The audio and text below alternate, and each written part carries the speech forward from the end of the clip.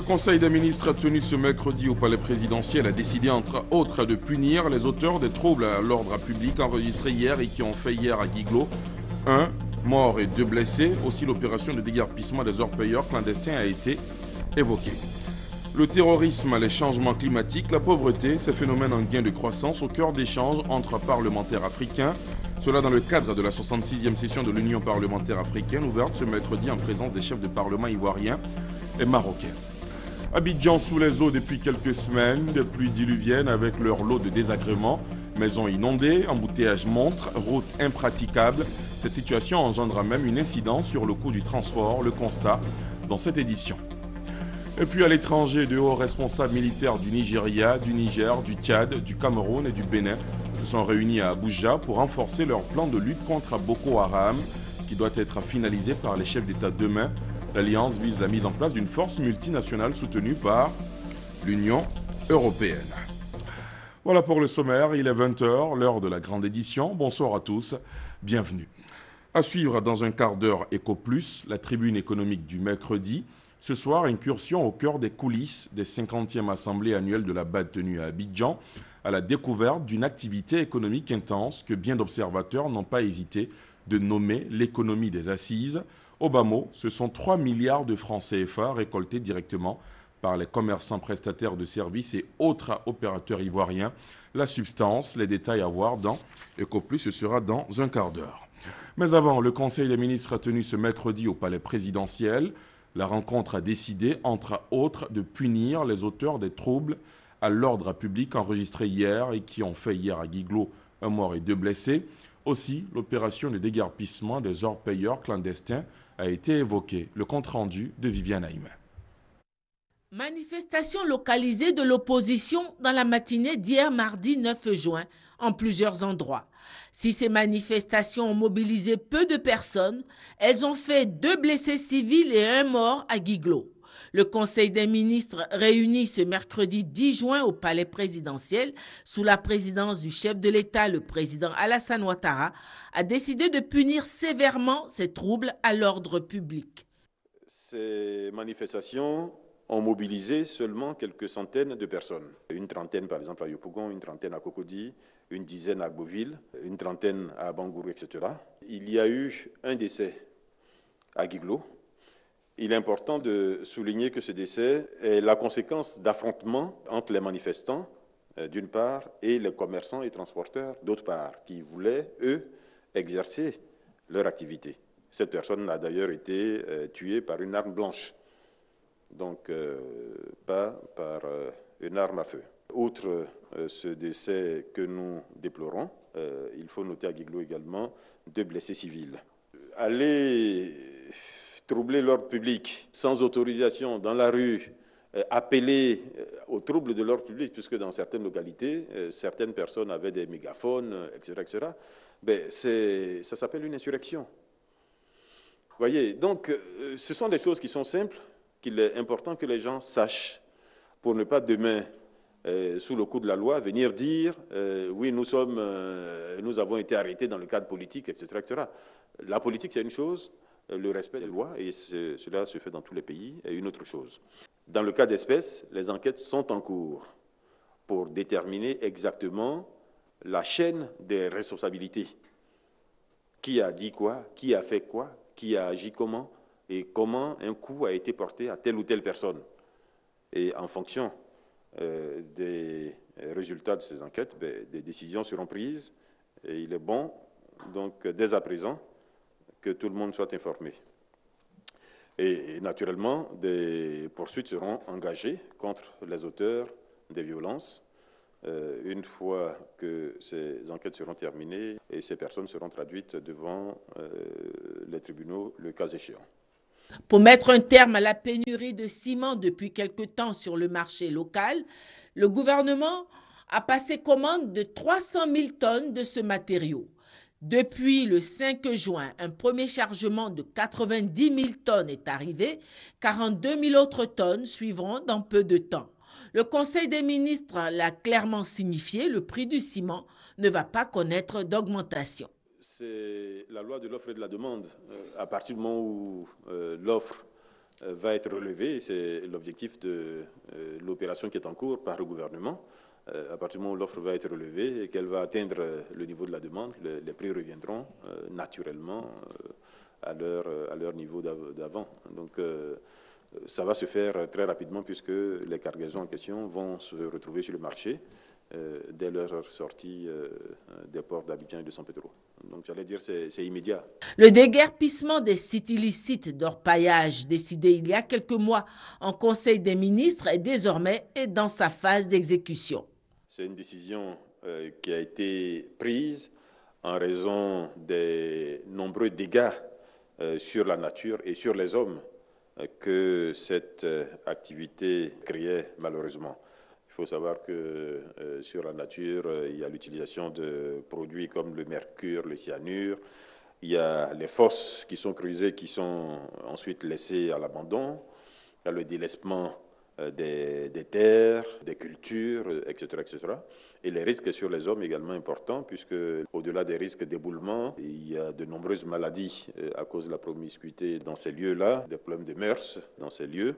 Cette opération de fermeture des sites illicites qui s'est déroulée du 20 avril 2015 au 1er juin 2015, 158 sites illicites ont été fermés, du matériel a été saisi et certaines personnes, certains orpailleurs, 39 exactement, ont été interpellés. Après les épreuves du BEPC, c'est le tour des épreuves du baccalauréat. Les épreuves écrites se dérouleront du 29 juin au 3 juillet.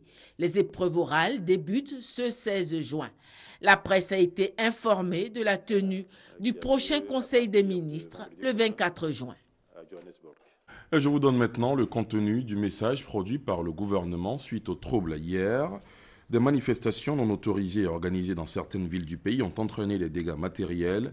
Des affrontements entre manifestants et commerçants aux abords du marché de Guiglo ont occasionné une perte en vie humaine.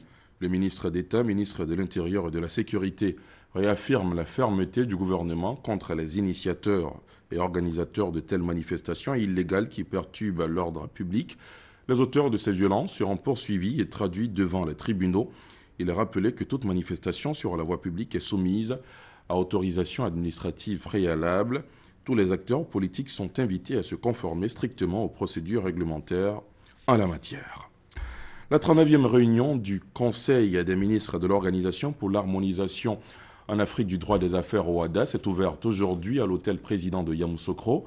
La cérémonie d'ouverture a enregistré ce matin la présence du chef du gouvernement ivoirien et celle de la garde des Sceaux de la France. Et justement, Christiane Taubira, en marge de cette activité, a été reçue par le président de la République ce mercredi. Le point avec Viviane Haïm. Reçue au palais présidentiel au lendemain de son arrivée à Abidjan hier mardi, la ministre française de la Justice, Christiane Taubira, a été élevée à la dignité de commandeur de l'ordre national par le président de la République, Alassane Ouattara. La ministre française a fait part au président de la République du message d'amitié du président François Hollande et son espoir de voir un engagement fort des dirigeants africains pour défendre les intérêts de leur continent lors de la 21e conférence des Nations Unies sur les changements climatiques, en abrégé COP21, qui se tiendra du 30 novembre au 11 décembre 2015 à Paris. J'ai été extrêmement sensible à l'invitation de Monsieur le Président Alassane Ouattara. J'ai été particulièrement sensible au fait qu'il ait choisi, qu'il ait décidé de m'honorer en m'élevant au grade de commandeur de l'Ordre national de la Côte d'Ivoire.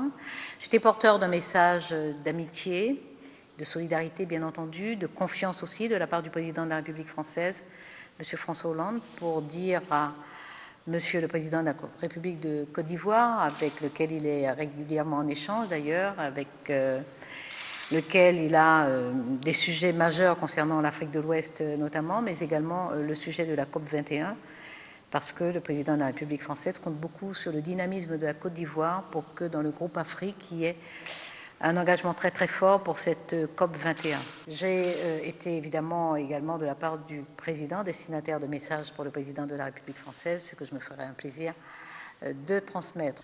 La ministre française, qui a réitéré la poursuite de la coopération en matière de justice entre la France et la Côte d'Ivoire, s'est rendue à Yamoussoukro pour prendre part au sommet et au Conseil des ministres de la justice des pays membres de l'OHADA.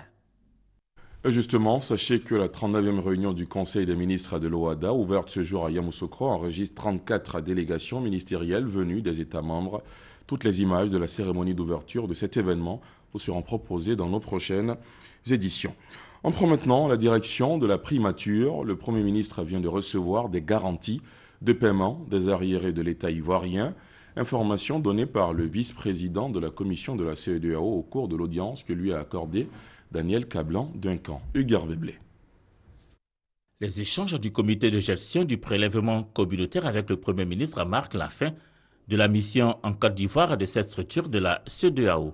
Le comité était en Côte d'Ivoire pour recueillir les suggestions et recommandations des différentes autorités ivoiriennes s'agissant de la mise en œuvre du protocole relatif au prélèvement communautaire. Sa mission lui a surtout permis d'évoquer l'implémentation du prélèvement dans le pays, la gestion de celui-ci par les autorités ivoiriennes. Je dois dire qu'à ce niveau de notre discussion, nous sommes plus que fiers parce que la Côte d'Ivoire a maintenu son rôle de leadership et nous savons qu'au sortir de ces discussions, la Côte d'Ivoire et la CEDEAO pourra travailler de manière positive dans la mise en œuvre et dans la gestion du protocole du prélèvement communautaire.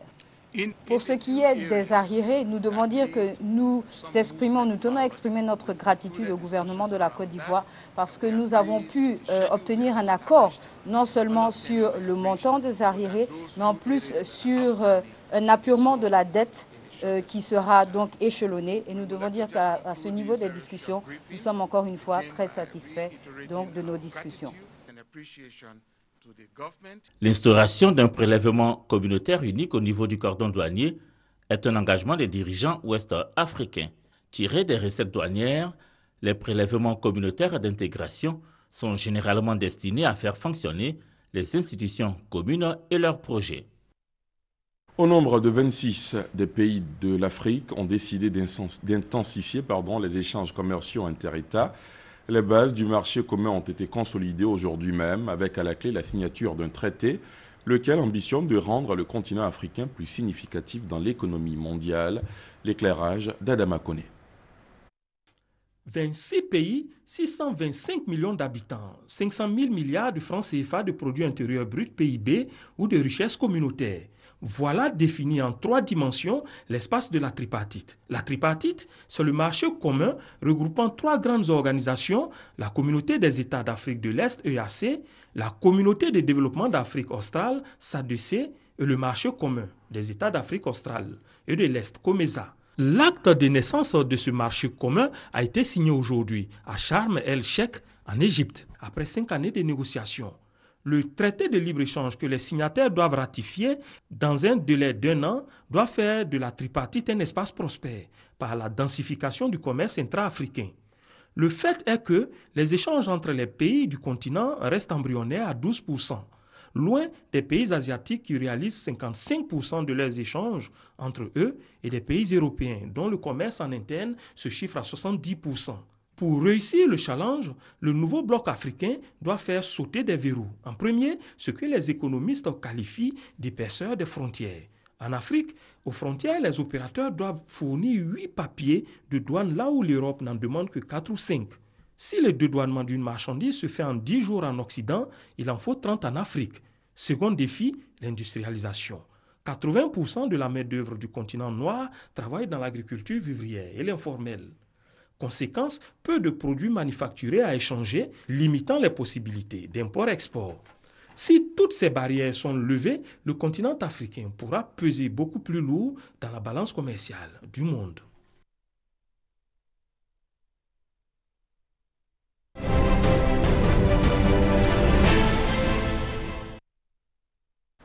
EcoPlus ce soir nous mène au cœur des coulisses des 50e assemblées annuelles de la BAD, tenue à Abidjan il y a quelques jours, à la découverte d'une activité économique intense que bien d'observateurs n'ont pas hésité de nommer l'économie des assises. Au bas mot, ce sont 3 milliards de francs CFA qui ont été récoltés directement par les commerçants, prestataires de services et autres opérateurs ivoiriens. La substance, tous les détails dans ce document signé Adama Koné. Lassina Fofana est créateur de mode.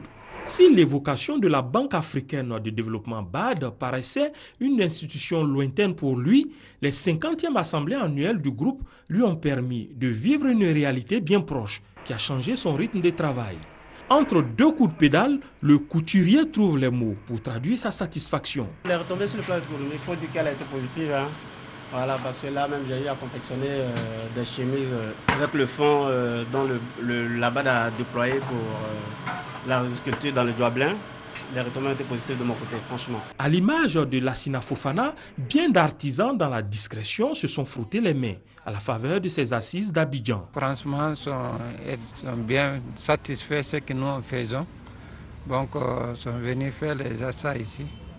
Donc, vraiment, on a eu un peu d'argent. Ils sont venus, on est très contents, c'est vrai. Ils sont venus pour promener ici. On est très contents pour l'accueillir même dans les marchés ici. Ils sont payés quelque chose, les obsèques, pour les souvenirs du Côte d'Ivoire. Il y a les autres qui sont venus et on est très contents. Ils ont venu acheter les trucs africains, là. Les trucs ivoiriens, les bols, les masques, les colons, les trucs décoratifs, quoi.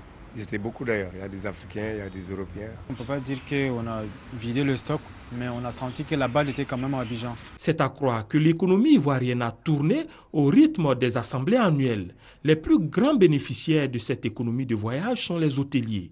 Plus de 3500 chambres occupaient le temps de ces travaux, obligeant certains organisateurs de cérémonies à relocaliser leur activité dans la capitale politique. Depuis l'arrivée et puis avec l'Assemblée, on a eu beaucoup de clients qui sont arrivés de tous les pays. Et donc il faut dire que ça a été une période, toute une semaine d'action et d'activité sur tous les plans, que ce soit la restauration et aussi, on peut même dire, même dans les boîtes de nuit. Et au sein de l'hôtel, vraiment, ça a vraiment bougé. Les sociétés de location de véhicules ont également eu leur part du gâteau.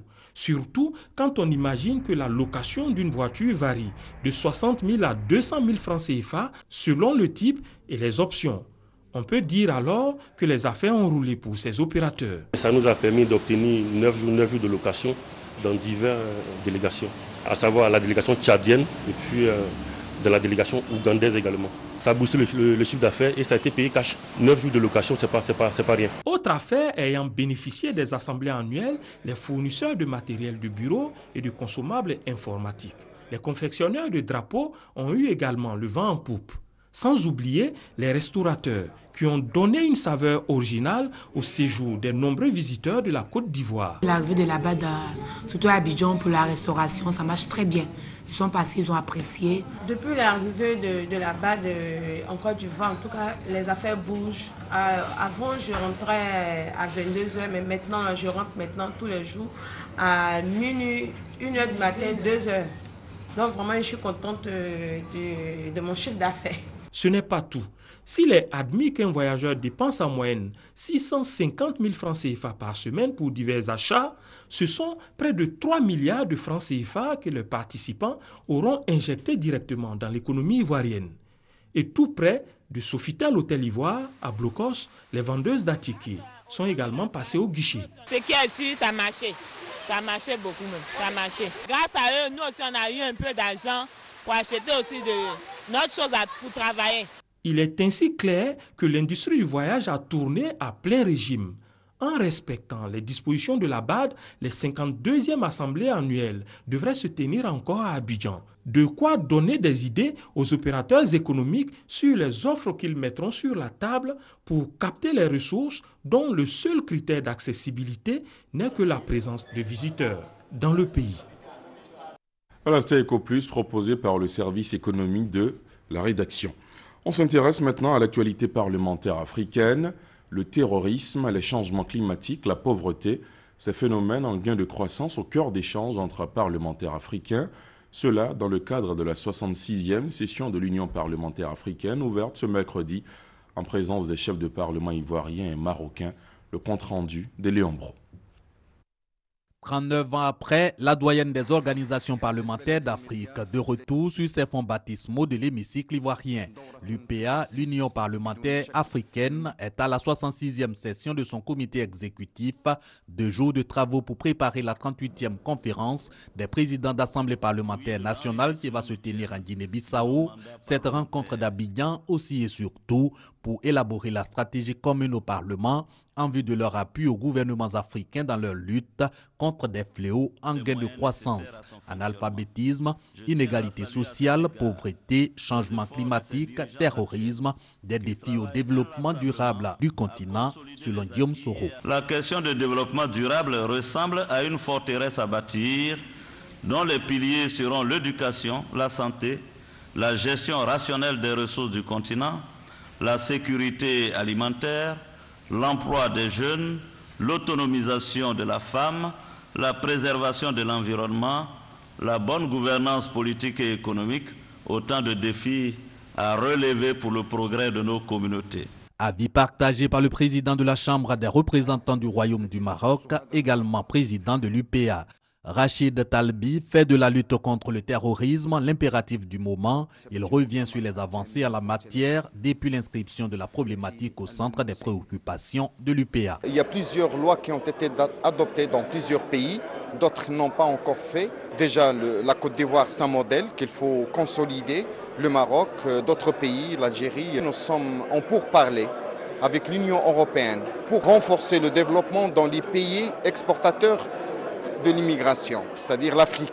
Cette 66e session du comité exécutif de l'UPA s'achève ce jeudi. Elle va aussi analyser la stratégie pour renforcer la solidarité entre les peuples, ainsi que l'ont manifesté les chefs des parlements ivoiriens et marocains au Ghana, récemment endeuillés.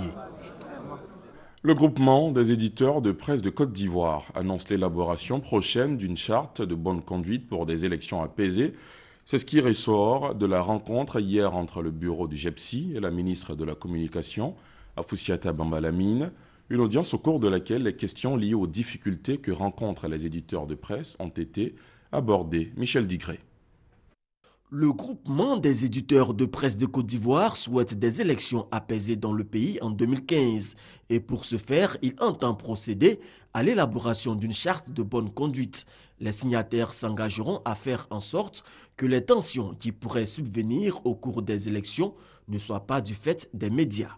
On a, au niveau des éditeurs, décidé de mettre en place une charte des éditeurs pour des élections apaisées en Côte d'Ivoire, pour les élections à venir. Et la commission, pour montrer à quel point nous sommes déterminés, est dirigée par M. Ousmane Savané, qui est le patron du journal Le Temps. Et Le Temps est un journal qui est plus proche de l'opposition que du pouvoir. Et c'est lui qui préside justement cette commission-là, qui travaille justement sur la charte qui est déjà prête. Avant de répondre en gros tout ce qui est éthique et déontologie de notre métier, pour que nous, éditeurs, donnons l'exemple. Le ministre de la Communication est en phase avec cette initiative du GEPSI. Il est important qu'aujourd'hui, je ne dirais pas que la presse se rachète, mais en tout cas montre qu'il y a une autre façon de faire ce métier. Si aujourd'hui, il y a un désamour un peu entre les populations et la presse, on va dire qu'en réalité, c'est parce qu'il y a une incompréhension. Et cette incompréhension, justement, est liée au traitement, je dirais peut-être des informations pendant la crise post-électorale, peut-être même un peu avant, de sorte qu'aujourd'hui, c'est un challenge pour vous. C'est vraiment un enjeu qui doit vous permettre de démontrer qu'en réalité, par l'action de quelques personnes, on ne peut pas jeter l'opprobre sur toute la profession dans son ensemble. L'audience a par ailleurs été une occasion pour le GEPSI de faire quelques doléances.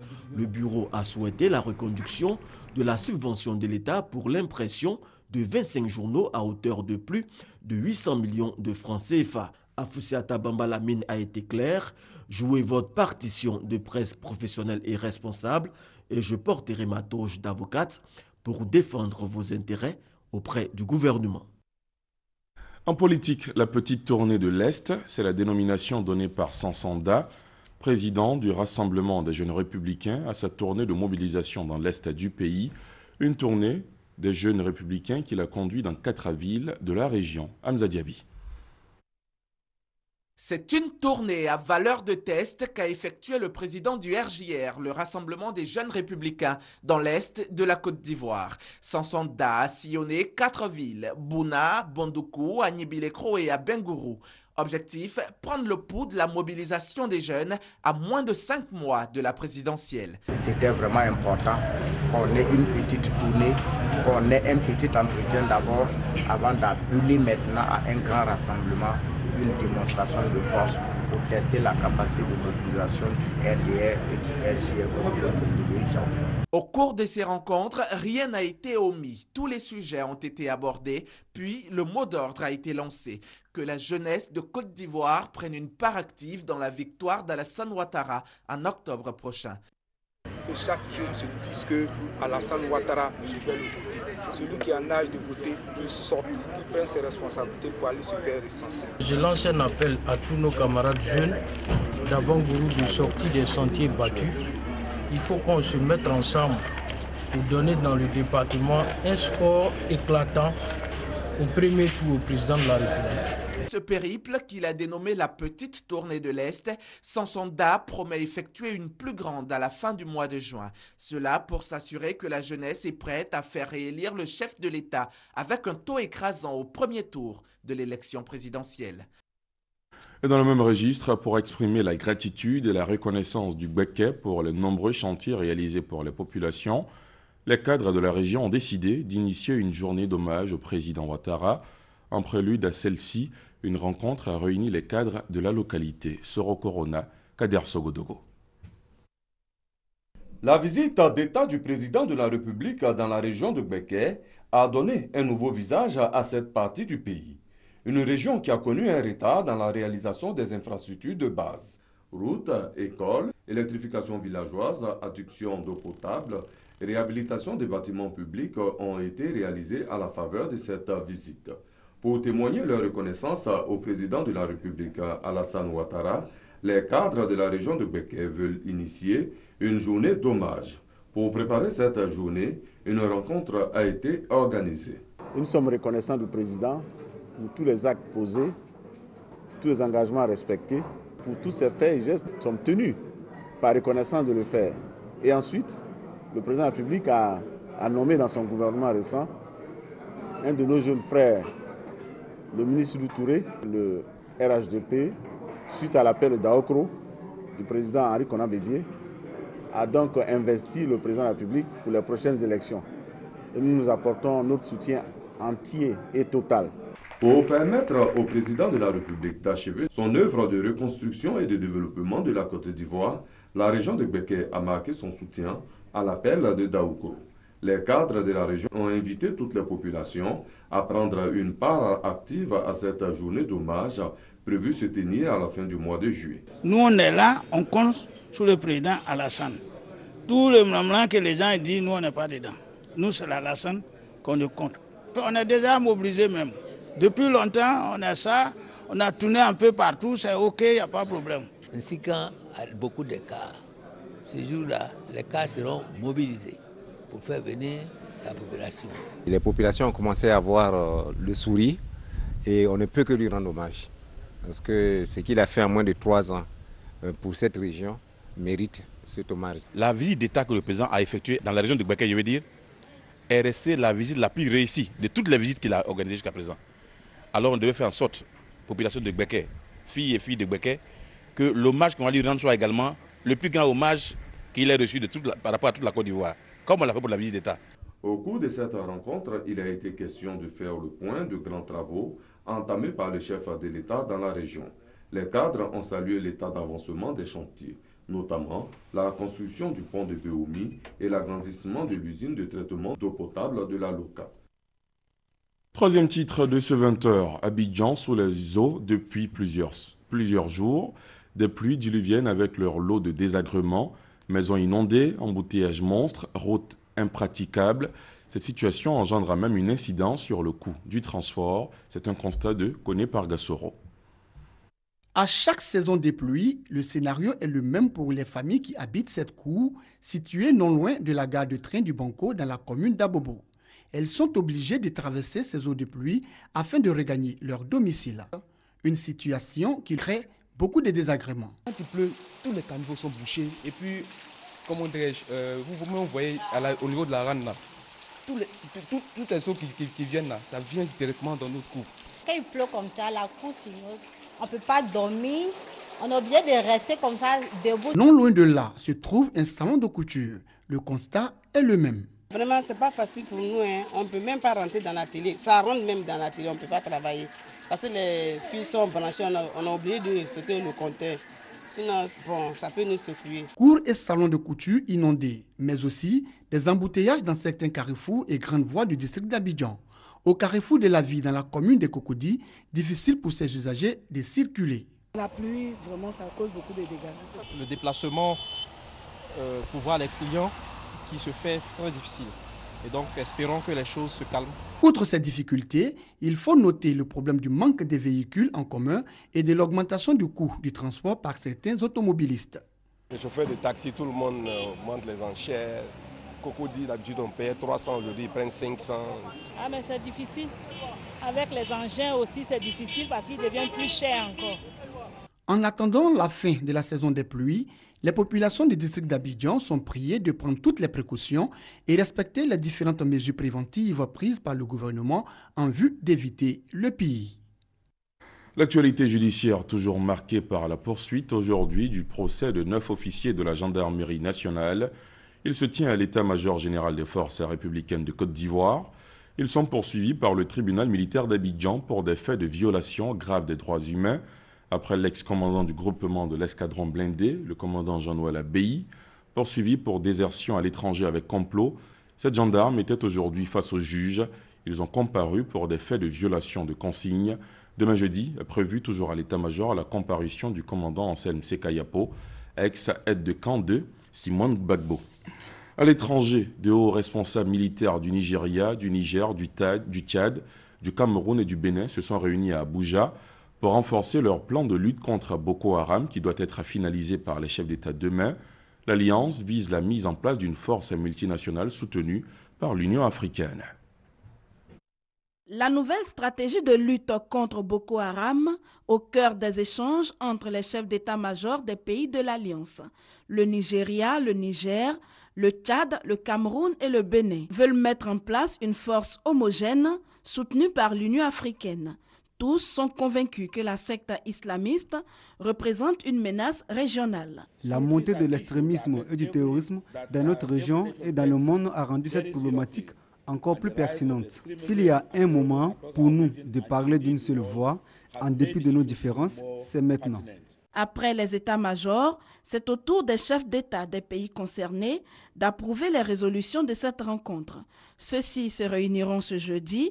En prélude à ce sommet, le président nigérien Muhammadu Buhari s'est rendu dimanche dernier à la réunion du G7 en Allemagne pour obtenir un renforcement du soutien international contre Boko Haram en matière de renseignement et de formation.